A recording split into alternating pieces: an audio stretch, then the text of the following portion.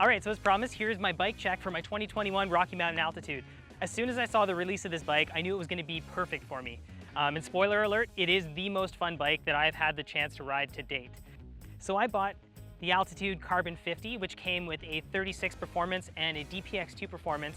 And as you can see, I've made a few modifications to the bike. I swapped out the 36 for a 38, and I swapped out the DPX2 for an X2. And I've been sort of trading back and forth between the X2 and the coil. Leave a comment below if you'd like to see a comparison video between the coil and the AirShock. I'm definitely leaning a little bit more towards the AirShock as I like to pop, and I find the coil's amazing for going fast and it just really soaks up all the chunk at Camp Fortune, but I do like to have a little bit more of that mid-stroke support. Aside from the suspension, I haven't made too many other upgrades. I put a 1-up dropper post on like I do with all my bikes. It's a 180 mil. I also put a 1-up handlebar on the bike. It's a 35 mil rise, and I cut it down to 760. In terms of bike setup, I'm running Cushcore in both front and rear tires, an XO Plus Maxxis Assegai in the front, and a double down Dissector in the rear. I run 23 PSI in the front and 26 PSI in the rear. I have We Are One Union rims laced to some i9 101 hubs. I weigh about 150 pounds and I'm running 180 PSI in the shock and 80 PSI in the fork, which makes it pretty easy. I'm running the stock drivetrain that came on the bike, which is a Shimano XT drivetrain. I replaced the cassette with XT, and the brakes are Shimano XT4 pistons as well. I'm also rocking a 1-up EDC light tool. So it's about 40 degrees outside with the Humidex, and I've been standing in this parking lot for half an hour. Before I get heat stroke, let's get into the trails and into some shade, and I'll tell you how this bike rides. So we'll get the climbing portion of this bike overview / review out of the way first. A lot of people ask me, like, does this bike climb? Does this bike climb? Technically every bike climbs unless it's a DH bike. Just, you know, it depends on how much you really want to suffer. That said, this bike does climb pretty well. It's definitely not going to win any Strava KOMs on the uphill, but it's got a nice planted, sort of grippy feel. It does bob, so if you're not a fan of that, you'll be wanting to reach for the climb switch.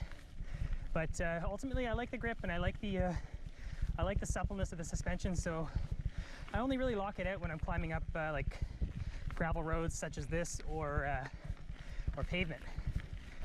So of the other bikes that I've ridden / reviewed, I think the Norco Sight would come the closest to what this bike can do. And I'd say the Sight is a tad bit more comfortable to ride just overall.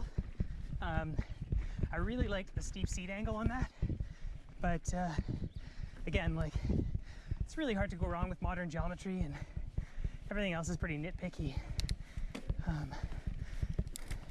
I know like 90% of you watching this video are going to be in it for the downhills, so it's just a little technical rocky climb. Bike handles it just fine. You know, it's a little bit of work. Put the Cushcore in the wheels, so that extra rotational weight, you feel it.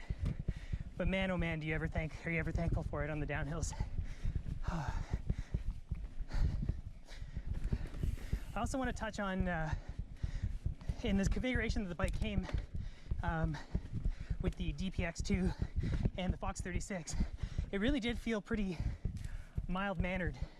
It could almost pass as like a all-mountain trail bike. Like, it only came in at like 31 pounds once you set it up tubeless, and super manageable and really fun. I just found I didn't get the support from the suspension that I was looking for on the descent. And as I have the bike set up right now, with Cushcore, with the 38, and with the Burlier rear shock, comes in at around 34.4 pounds with pedals. So it's definitely not a light bike, but it's pretty on par with any enduro bike that's around these days. Whew. Whew. Oh my god, it's hot out. I apologize in advance for the relatively crappy audio that is going to happen right here, because my good GoPro is in the shop, so we're making do with the old one that I removed all the windscreens from. So I apologize for that. I will try and talk over it as much as I can with a voiceover. So for the downhill portion of this video, I'm going to take the bike down one of my favorite trails at Camp Fortune, or at least it's my favorite trail this year, and that is Crazy Train to Oz, Lower Oz, John Doe, what have you, trail of many names. Really rocky, really chunky, and it's a really good place to show kind of where this bike shines on the downhills. I personally love the technical stuff. So anyways, without further chatting, let's get right into it. Oh, I love that corner.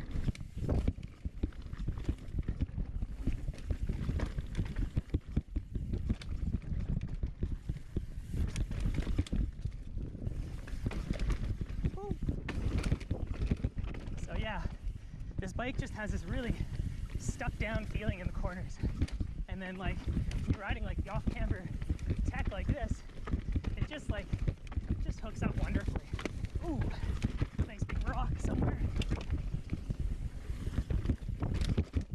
Beauty.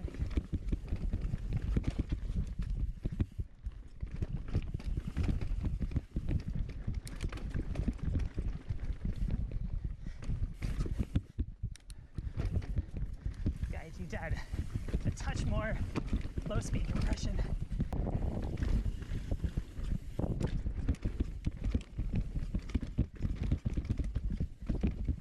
It just eats the chunk. Whoa, there's a lot of boulders there. Woo!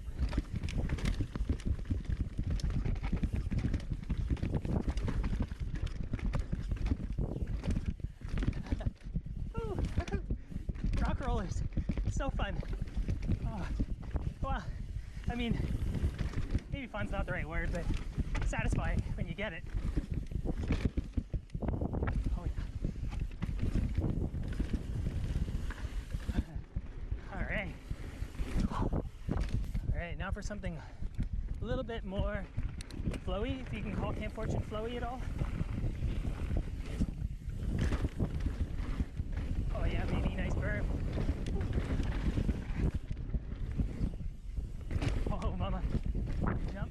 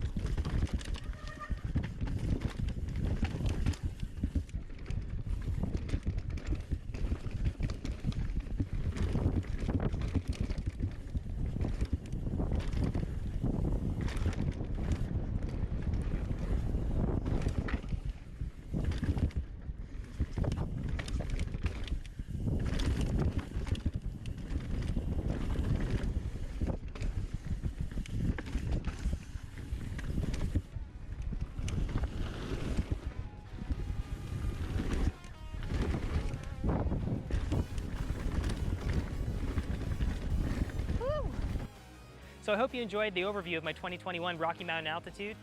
Leave a like below, comment below. If you have any questions about the bike, I'd be happy to answer them. I've had quite a bit of time on it now, so I pretty much know what I don't like, what I do like. And I just want to say a huge thanks to all those who like and subscribe to the videos, comment on the links. It's super cool to engage with everybody, and yeah, stay tuned for some awesome videos coming up, and I'll see you out on the trails. Later.